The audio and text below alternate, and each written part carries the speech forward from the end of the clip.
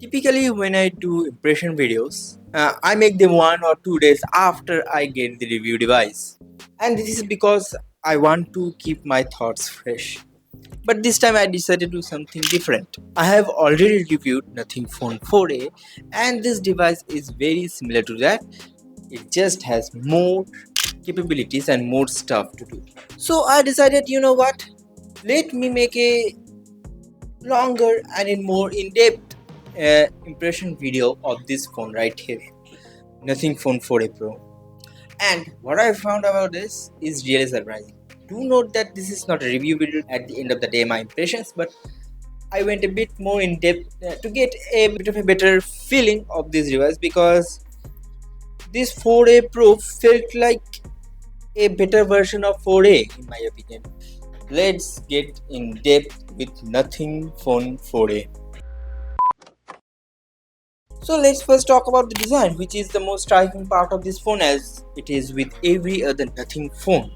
But I have to say, this time what they did with this phone is really unique, I'd say. Even compared to all other Nothing phones, which they on themselves are unique. This time they limited their transparent stuff to the camera module itself and gave us a full unibody experience. And in my frank opinion, I like it. I like it very much. I feel like this is the most mature Nothing phone design that I have ever seen they make.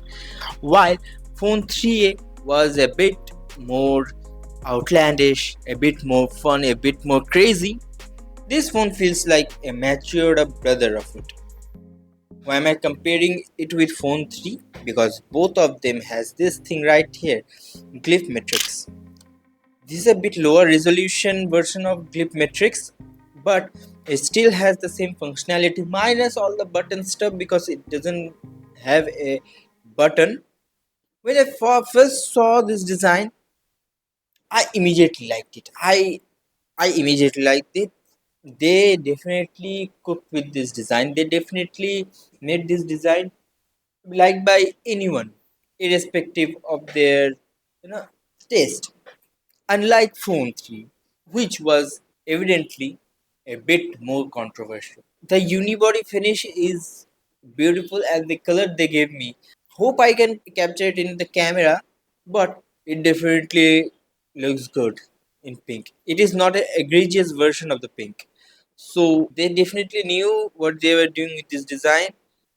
They definitely had an intention of bringing a more mature version of Nothing Phone to our hands, and they succeeded, in my opinion. It has all the typical buttons and such, and the same layout as Phone 4a. So if you've seen my Phone 4a impressions as class review show, so you'd know uh, what the button layout is. I'm not going to reiterate on that. Go watch that video. I need more views on that. Other than that, the in-hand feel and everything is fantastic as well. It is very one-hand friendly, and especially it is especially good for me because I have very small hands. Like they are ridiculously small to my face or whatever. Yeah, I have to say, overall, I really like this design, and I'd like to give it a 9 out of 10 in my impressions. And I believe it will stay like that for my review as well. I really like the design, and the same can be said for the display as well. The display of this phone has a 6.7-inch 1.5K AMOLED display. The company is claiming that it is even better than phone 3's display in some matters, and I have to say I haven't noticed that much of the difference from phone 3. Both of their display was really good. Both of them are LTPS at the end of the day, and both of them produce great enough colors so that you can watch any video in HDR with peace in mind. The, the color reproduction, the billion to one contrast ratio, and etc. Everything metric is thrown in this display, along with the 144 Hz refresh rate, which only works in certain apps such as Twitter and games like Clash of Clans and such. I believe I have to test that out. I have played Clash of Clans in this device. Don't get me wrong, and it definitely feels smooth. So I believe it is a 144 Hz display. In the UI itself, it will run at 120 Hz. Do keep that in mind. What you can say, the display is AMOLED display. It's beautiful and everything. I'd like to give it a 9. I'll go more in depth in the review video itself, so stay tuned for that.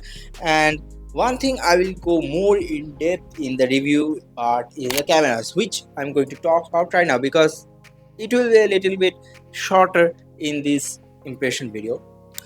The cameras that I have tested right now, it is very similar to, I'd say, Nothing Phone 4a, just a bit more upgraded, just a bit more flavor to it. The main sensor is a 50 megapixel Sony sensor. The ultra wide is a Sony sensor, and the telephoto is a Samsung sensor from my understanding. The 50 megapixel main sensor works really well. It produces great colors and controls the lighting really well. The same can be said for ultra wide, but it's an 8 megapixel at the end of the day, and I don't, what I can say, I don't like it. I'll be frank with you right here. It's high time. It's 2026. Come on, guys. We should abolish 8 megapixel in this device, especially if it is priced at 40k and above. At least give us 12 megapixel of ultra wide. Then we will be able to record 4k with ultra wide as well. You guys already have a support for 4K 30 on main and telephoto, and the lens switching between them at 4K 30. Might as well do it for the ultra wide as well by giving it a 4K support and a 12 megapixel resolution, because 8 megapixel is way too low. But other than that, the main sensor quality is really good, first of all, and even better is the 3.5x telephoto lens.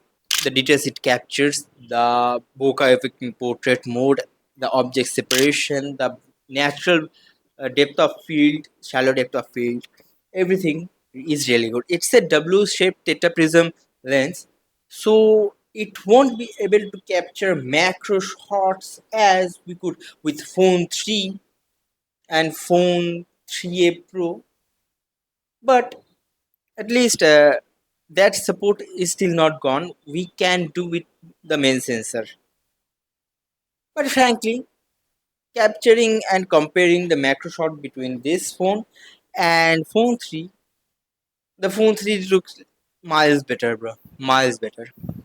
You might be wondering, why am I comparing this phone with phone 3 this much?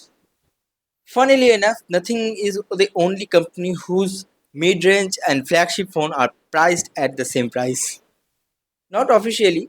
Officially, phone 3 is priced at 80k and this is at 40k. But right now, in Flipkart, if you go and search a phone 3, you can easily find it at 45k.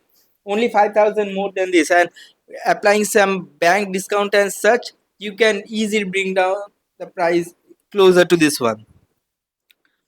I don't know what is this strategy called, but this is a great business strategy. Anyway, um, what I can say, if you can find phone 3 in this price, go for it, bar none. It's miles better than this phone. But if you only have the option to buy this, then you can go for it, I guess. But I'll wait for the review itself actually, because I want to test a bit more with this camera. Right now, the sample I'm showing you is captured in 1 to 2 days of my usage, and I couldn't capture that many stuff. But to solve that problem, I'm going on a tour to Mayapur. So I'll be capturing a whole vlog with this camera. So, and I will share everything on my social medias. So follow me on Twitter and Instagram, because I'll be sharing in Instagram as well. So follow me on both of those platforms. I'll be linking them down, and follow me on Shubham Chakraborty, my vlog channel, where I'll be uploading not only this Mayapur vlog but also my other vlog, Shantiniketan vlog, which I captured with Sony ZV-10, for which I'll be making a review video soon. Anyway, shameless self plug later. The camera seems really good from my initial testing. There are other stuff as well, such as camera presets, which I haven't tried yet. Uh, I have to extensively try the video mode as well, which I'll be doing while I'm on the trip. And also, the entire video will be on 4K. except the ultra wide part, which will be unfortunately at 1080p. I cannot do that. I cannot do much about that. Also, I forgot to mention one thing in videos specifically. In certain scenarios, I did notice a bit of color shift between the main and 3.5 inch telephoto sensor in 4K. You can see in this footage, there's a bit of color shift. Hopefully, they can fix it with later updates. I really like the camera, but I won't give it the rating right now. What I will give the rating though is the battery, which this phone is a monster in terms of battery life. This phone doesn't die. Like right now, I forgot to charge this phone this morning, and I have been using this phone from yesterday. As you can see in this graph, it literally gave me uh, 5 hours of screen on time while still having 50% of battery, which is amazing. Like, this is seriously good battery backup. And why won't be? It has a 5400 milliampere hour battery along with Nothing OS 4.1's optimization. As with other Nothing phones, I really like this battery. Even my phone 2S still gives me great battery. So one thing, if we can rely on Nothing phone, is the battery. This phones won't die easy. Yeah. As for charging, it supports 50 watts of charging, but I can't test it yet. But I soon would be able to, since I'm buying is 100 watts charger from CMF. I'm buying it from CMF because it would have, I think, better compatibility something. But I guess any PD chargers would support it. You can buy any other chargers from the market, honestly. I'm just keeping with the whole Nothing CMF thing. Anyway, so yeah, the battery is definitely A plus in my opinion. This is like, I'd ready to go far as to say it is 10 out of 10. Imagine they put silicon carbon battery in Nothing phones. Oh my god, the battery would last the whole day. I hope they do, honestly, with their next flagship that I guess they will be releasing in far future, I believe. They won't release a new flagship in this year, but hopefully next year. I don't know. Hope they put silicon carbon battery next time. You know. Uh, as for speakers, it is same as phone 4A.